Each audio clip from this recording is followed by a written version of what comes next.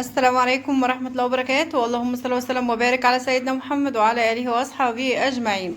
اتسألت كتير جدا جدا لو عندنا بطتين بيبيضوا مع بعض في نفس العش يا مشاهدة نعمل ايه؟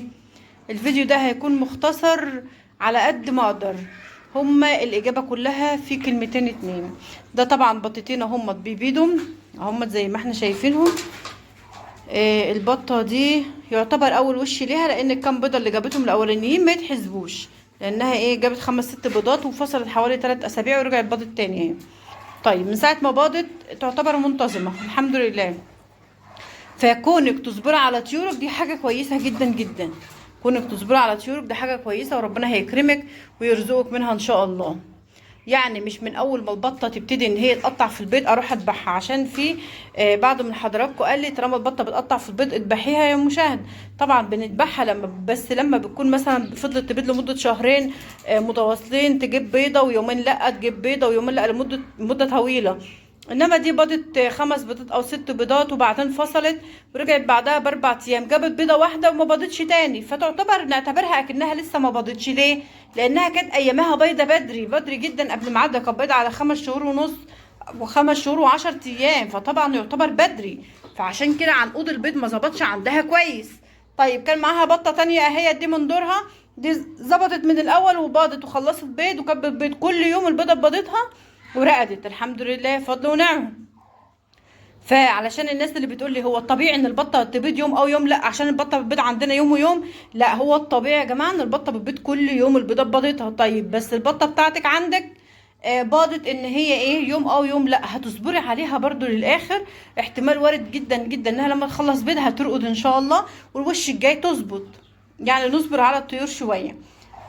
علشان كده دايما بقول لكم لما بيكون عندي امهات انا بكون يعني مختاراها بعناية جدا وتعبت في اختيارها، مش بين يوم وليله كده بقت بطه واميه وبتطلع وكلام من ده. فكل حاجه محتاجه مننا تعب. يا ريت لايكات كتير جدا جدا للفيديو، ويا ريت نشير الفيديو على قد ما نقدر.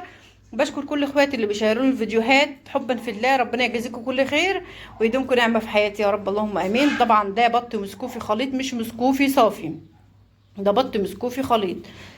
طيب البطتين دول اول ما بداوا يبيضوا بقى هوريكم العشوش بتاعتهم عملوا ايه. اول ما بداوا يبيضوا انا كنت في الاول عامله لهم عش هنا، عش هنا اهوت، وتاني يوم لقيت بطه تانية عليها بيضه قمت عامله لها عش هنا. طيب لما جم يبيضوا بقى عملت ايه؟ اول يوم طبعا عرفت كل بطه فيهم على العش بتاعها. هتقولوا انت بتعرفها على البيت بتاعها يا مشاهده؟ طبعا هو كده سبحان الله، وفي بطه بتفهم وتستوعب وبطه لا. طيب وديت البطه هنا في المكان بتاعها راحت باضت فيه فعلا. البطه التانية لما وديتها هنا ما راحتش باضت هنا بقى، لان هي باضت بعدها بيوم تقريبا، بعدها بيوم او بيومين يعني مش متذكره. باضت بعدها تقريبا بيومين. فطبعا كانت دي خلاص باضت وعرفت العش بتاع دي كانت باضت قبلها بيومين او ب3 دي. المهم ان دي دي كانت عرفت العش بتاعها وكانت بدات تبيض فيه خلاص. طيب التانية لقيت عليها بيضة قمت مأسسة لها عش جنبها هنا بشوية اهو، مسافة تعتبر يعني مفيش ما يكملش ربع متر او نص متر كمان. وقمت مأسسة لها عش هنا كده وعشان تبيض فيه. قمت جايبه البطه الجديده معرفاها على العش بتاعها برضو المغرب، قمت مدخلاها على العش بتاعها كده بعد ما عملت اسسته لها. ورجعت خرجت تاني بقى وقت ما تعوز تبيض هتروح تبيض. المهم جت تاني يوم لقيتها باضت فين؟ باضت هنا على الارض، مش في العش جوه بقى مع التانية، لا على الارض. قمت شايله البيضه من على الارض من هنا وحطها في العش ده. طيب هي جت تاني يوم تبيض عملت ايه؟ جت تاني يوم تبيض باضت البيضه مع اختها التانية. يعني انا حاليا جيت اشوف البيضه لقيتها بيضاها مع اختها هناك هنا مع البيضه اللي كانت البطه التانية بيضاء. قمت جايبه البيضه من هناك حطاها هنا. طيب هتقولي لي هتميزي بيضه البطه ديت من البطه دي ازاي؟ هقول لحضرتك مش لازم، هو البيض كله زي بعضه، مش لازم تكون البيضه بالظبط هي بتاعتها. يعني انا يعني بحاول اشوفها بالشبه، لو مش عارفه بالشبه خلاص هي كده كده البطه هترقد على اي بيض سواء البيض بتاعها او بتاع بطه تانية، هي ترقد على بيض البط نفسه. هي مش هتميز البيضه بتاعتها من بيضه البطه التانية. ده بيضه اهوت ما شاء الله ما شاء الله، يعتبر حجم البيضه فوق الممتاز. يمكن كمان الكاميرا مصغره لان انا مش مكبره الكاميرا معايا في التصوير بالنسبه اللي هي يعني. فالبيضه بتاعتها ما شاء الله ما شاء الله جميله جدا. بقالها يومين هي اتظبطه في البيض، جيت اشوفها دلوقتي لقيت عليها بيضه. يعني ده الحمد لله تعتبر منتظمه معايا 3 ايام ورا بعض، وبتجيب حجم البيضه كويس زي ما توقعت. وقلت لكم البطه كل ما تغيب عندك في البيض على ما تبيض يعني الوش الاولاني دي احسن ليكي وليها. ليه؟ بتجيب حجم البيضه كويس، تنفع للركود، بتكون اتغذت غذاء كافي جدا جدا من الكالسيوم والبروتين اللي في العلف وفي الفول وفي الدش وفي الخلطه اللي بنحطها لها وفي الخضار. فبالتالي لما بتيجي تبيض البيضه بتكون زي الفل زي ما حضرتك شايفاها. طيب يعني انا هي لما راحت تبيض مع اختها قمت شايله بيضه حطاها هنا، ده اللي انا هعمله كل يوم. طبعا عشان البطه ما بتبيضش هنا على البيض ده لسه ما عرفتش العش بتاعها، فبقلب انا البيض ده كل يوم كده مرتين، مثلا مره الصبح ومره اخر النهار. ليه؟ لان البطه ما بتروحش تبيض عليه ان هي تقلبه عشان ما يسيبوش كده. يعني الصح لما البطه تبيض يوم مشات نسيب البيض في العشه ولا نشيله؟ لا، الصح ان حضرتك تسيبيه. عشان تشيليه البطه مش هترضى ترقد. في بطه بترتضي ايوه، بس من النادر جدا جدا جدا، من النادر جدا بتحصل بس من النادر لما تلاقي بطه مرتضيه ان هي ترقد على البيض وانت مش رصلها البيض اصلا. فلازم البطه تحس بالبيض بتاعها يوم بيوم علشان ترتضي ان هي ترقد عليه. طيب لو جت بكره بعده يعني فضلت اسبوع 10 ايام تبيض كده مع اختها، كل يوم هجيب البيضه من هناك بالعش اللي هناك ده هنقلها في العش ده هنا. يا رب اكون عارفه بس اوصل لكم المعلومه. هتيجي في الاخر هتلاقي البطه اللي بدات تبيض الاول اللي هي دي هتلاقيها هترقد الاول. هنعمل ايه؟ هتيجي وقت ساعتها هي هترقد، التانية مش هتلاقي مكان ترقد فيه، هتضطر تروح ترقد على العش ده اللي كنت اصلا بتحط لها في البيض بتاعها. دي اول خطوه، دي حصلت عندي كتير وجربتها كتير. طيب حاجه تانية، ممكن دلوقتي انا جيت اشوف البطه التانية دي مش البطه البيضه بقى، البطه التانية دي كانت بالبيض الاول، لقيت ما عليهاش بيضه النهارده، مع انها بقى لها 4 ايام منتظمه هي بتجيب كل يوم بيض لبيضتها. فهعمل ايه؟ هقوم جايه المكان العش اللي هي كانت متعوده تبيض فيه. انا عارفه ان البطه البيضه الابيض في اسود دي كانت بتبيض في العش ده بتاعها الاساسي، التانية هي اللي كانت بتروح تبيض معاه. فهقوم جايبه خشبه اهي، اقوم حطها من الجنب كده وخشبه من الجنب التاني، بحيث ان انا اقفل العش، بحيث ان البطه البيضه ما تعرفش تروح تبيض هناك خالص.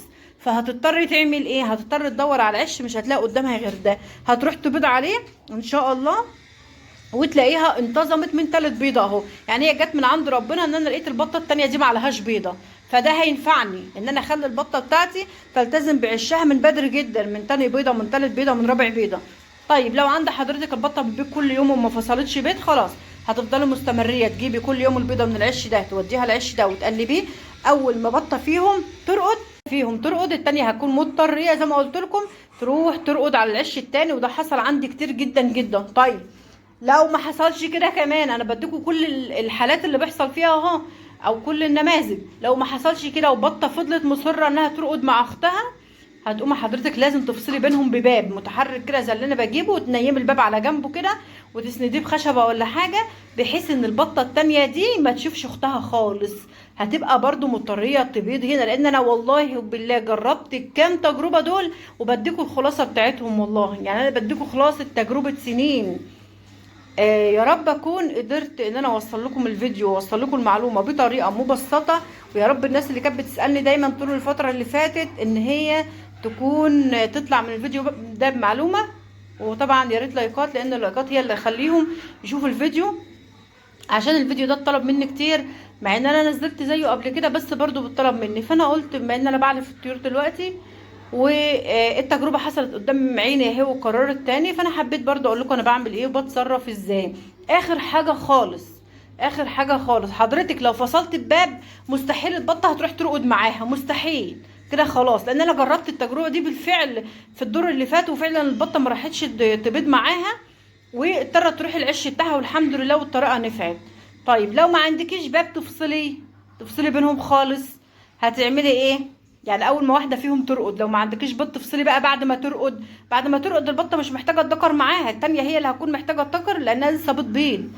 ما عندكيش باب تفصلي، خلاص حضرتك خلاص مضطريه، وهم كانوا متعودين بيبيضوا مع بعض، خلاص هتسيبيهم الاتنين يرقدوا في نفس العش. بس انتي وحظك بقى بيبقى احتمال مثلا 2% ان البيض يطلع كله كويس ويحضنوا البيض بتاعهم كويس، واحتمال يعني حوالي ايه يعني، مش عايزه اقول لكم كام، 98% مثلا ان هم هيبوظوا البيض، يا اما الجن هيموت جوه البيضه، يا اما هيكسروا بيض والبيض يتكسر تحت منهم، معنى كده ان بقيه البيض السليم هيبوظ وهتحصل مشكله.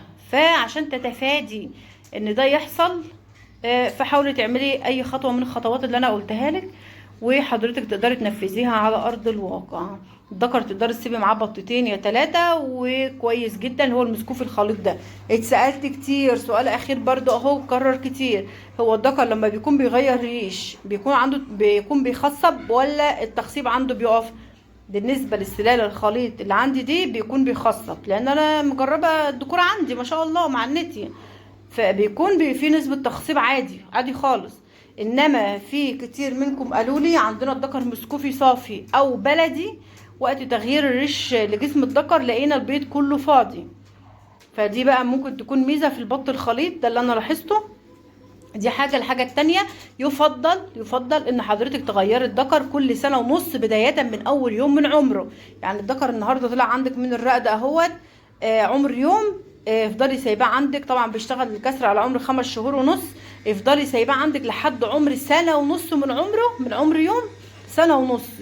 يشتغل بقى طول الفترة دي. انا يعتبر بشتغل عن مع المنتي ايه حوالي سنة شغال، و6 شهور بيكون لسه ما خصبش، طبعا لسه بيكبر فيهم، فكفايه عليه اول سنه دي وتجدديه وتذبحيه ويكون عندك ذكر غيره. ده اللي انا بعمله بالظبط، عشان ما تديش فرصه انك تلاقي بيض البط كله فاضي. يا ريت لايكات للفيديو، يا ريت نشير الفيديو على قد ما نقدر. بشكر كل اخواتي اللي بيدعموا القناه وبيدعموني، ربنا يجزيكم كل خير ويدومكم نعمه في حياتي. اترككم في رعايه الله وحفظه، والسلام عليكم ورحمه الله وبركاته. البط دي اعمل قاعده بتشرب اهي، يلا سلام.